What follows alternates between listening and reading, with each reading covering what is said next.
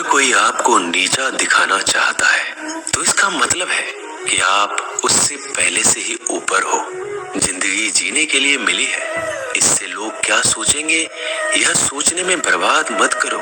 किसी के बुरे वक्त में उसका हाथ पकड़ो, सहारा दो, उसे हिम्मत दो, क्योंकि बुरा वक्त थोड़े समय में चला जाएगा लेकिन वह आपको दुआ जिंदगी भर देता रहेगा। मनुष्य सुबह से शाम तक काम करके उतना नहीं थकता जितना चिंता और क्रोध के एक क्षण में थक जाता है। संबंध परमात्मा से अच्छे बना लो तो तुम्हें किसी की जरूरत नहीं पड़ेगी, तुम खुद सबकी जरूरत बन जाओगे। सलाह देने तो हजारों आते हैं लेकिन जब साथ देने की बारी आती है तो केवल भगवान आते हैं। जीतने के बाद तो सारी दुनिया गले लगाती है, क्योंकि जो आज आपके साथ है वह कल आपके खिलाफ हो सकते हैं। बिना मतलब के कोई आपकी इज्जत नहीं करेगा, लेकिन खुद को इतना काबिल बनाओ कि लोग बिना मतलब के भी आपका इज्जत करें।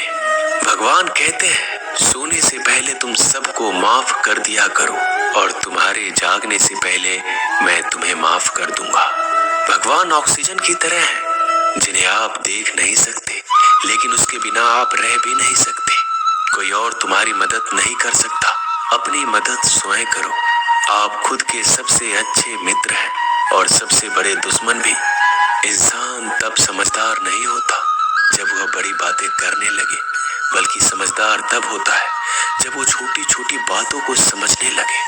आप किस समय सही थे इसे कोई याद नहीं रखता, लेकिन आप किस समय गलत थे ये सब याद रखते हैं।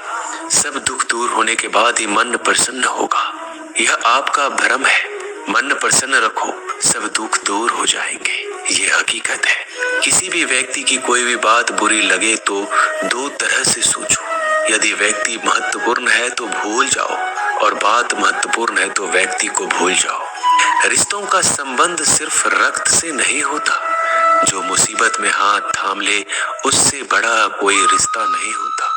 भगवान कहते हैं तुम सब कुछ मुझे सौंप दो, सारा दर्द परेशानी, और बिल्कुल हल्के होकर मुझे याद करो। धीरे धीरे तुम्हारा जीवन बदल जाएगा।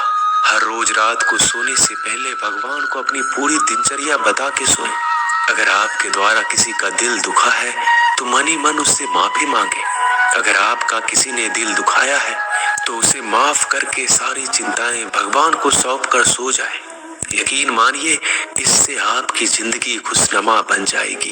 क्रोध बोला हुआ एक शब्द इतना जहरीला हो सकता है कि आपकी हजार प्यारी बातों को एक मिनट में नष्ट कर सकता है। सबको हंसाना लेकिन किसी पर भी हंसना मत। सबके दुख बांटना लेकिन किसी को दुखी मत करना। सबकी राह में दीप जलाना लेकिन किसी का दिल जलाना मत। यही जीवन की रीत है, जैसा बोओगे वैसा ही पाओगे। दुआएं और प्रार्थनाएं असंभव को भी संभव बना देती है। ईश्वर को ना हमारे तन की जरूरत है ना धन की, उसको तो बस पवित्र मन की जरूरत है। इसलिए वो हमें कुछ भी छोड़ने के लिए नहीं कहता, बस कहता है बच्चे मन से विकार छोड़ो, गंदे विचार छोड़ो। जो आने वाला है वो हमेशा गुजरे हुए कल से बेहतर होगा। यही एक सोच आपके जीवन में कभी निराशा नहीं होने देगी। झूठ कितना अजीब है, खुद बोलो तो अच्छा लगता है, दूसरे बोले तो गुस्सा आता है। खुशियां चाहे किसी के साथ भी बांट लो, पर गम हमेशा भरोसेमंद इंसान के साथ ही बांटना चाहिए। जीवन में समय चाहे जैसा हो, परिवार के साथ रहो तो सुख बढ़ जाता है, दुख हो तो बढ़ जाता है। सच्चा मित्र वही है जो उस समय में भी आपके साथ खड़ा हो जब सारी दुनिया आपके खिलाफ हो। आपके पास जितना भी है उसके लिए बार बार दिल से धन्यवाद कहे, हर वक्त कहे। यकीन मानिए जितना भी है वो जल्दी कई गुना हो जाएगा। प्रार्थनाएं और ध्यान इंसान के लिए बहुत जरूरी है, क्योंकि प्रार्थना में भगवान आपकी बात सुनते हैं और ध्यान में आप भगवान की बात सुनते हैं। श्री कृष्ण से कितना कुछ छूटा, पहले माँ छूटी, फिर पिता छूटे, फिर जो नंद किशोर मिले वो भी छूटे, संग साथी छूटे, राधा भी छूटी, गोकुल छूटा, फिर मथुरा छूटा। श्री कृष्ण से जीवन भर कुछ न कुछ छूटता ही रहा। नहीं छूटा तो वो था देवत्व, मुस्कान और सकारात्मकता। श्री कृष्ण दुखी नहीं, उत्सव के प्रतीक है। सब कुछ छूटने पर भी कैसे खुश रहा जा सकता है, ये श्री कृष्ण से अच्छा कोई नहीं सिखा सकता। इसलिए हमेशा खुश रहे, सदा मुस्कुराते रहे। जीतने का मजा भी तभी आएगा जब लोग आपके हार का इंतजार करेंगे।